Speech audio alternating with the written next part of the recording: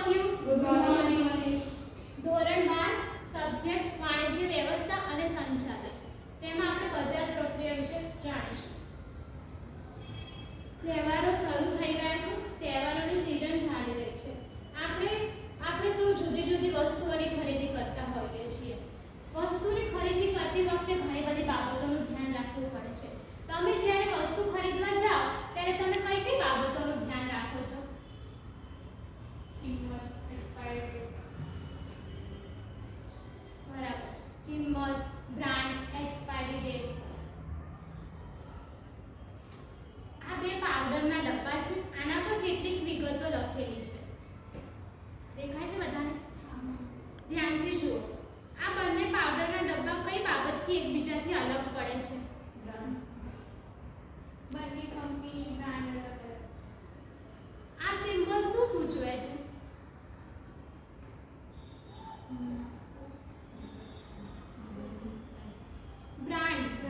Brand સૂચવે છે. આ જે પર્ટિક્યુલર જે નિશાની આપેલી છે તે બ્રાન્ડ સૂચવે છે. આજે આપણે બ્રાન્ડ વિશે ચર્ચા કરીશું.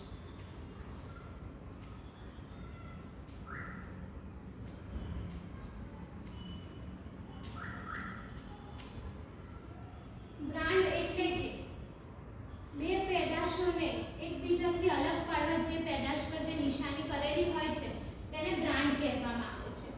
બ્રાન્ડ કેવા કેવા પ્રકારની હોય છે તે આપણે જોઈશું. આ બેગ છે તે કઈ બ્રાન્ડનું છે? સફારી. તે કેવા પ્રકારની બ્રાન્ડ સૂચવે છે? નામ પ્રકારની બ્રાન્ડ સૂચવે છે.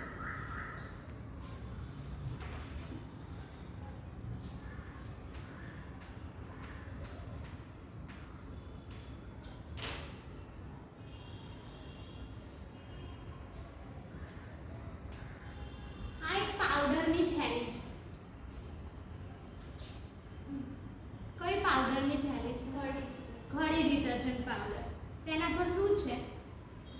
ઘડિયાળ છે. એટલે કે તે નંબર સૂચવે છે. એટલે આ એક નંબર પ્રકારની બ્રાન્ડ છે.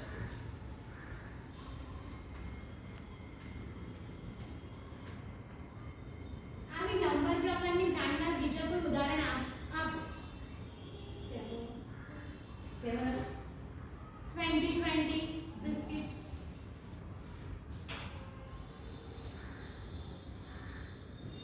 આ શેનો લોગો છે? KFC. તેના પર શું છે? વ્યક્તિનું ચિત્ર આપેલું છે. એટલે તે આ ચિત્ર પ્રકારની બ્રાન્ડ છે.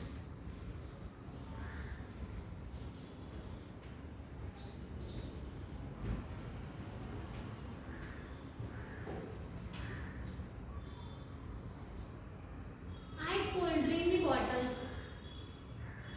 કઈ બ્રાન્ડની છે? થમ્સ અપ. તેના પર શેનો લોગો છે?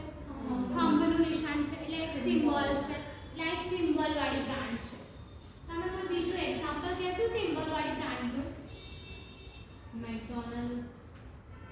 સિમ્બોલ પર્ટિક્યુલર એક સાઇન સિમ્બોલ.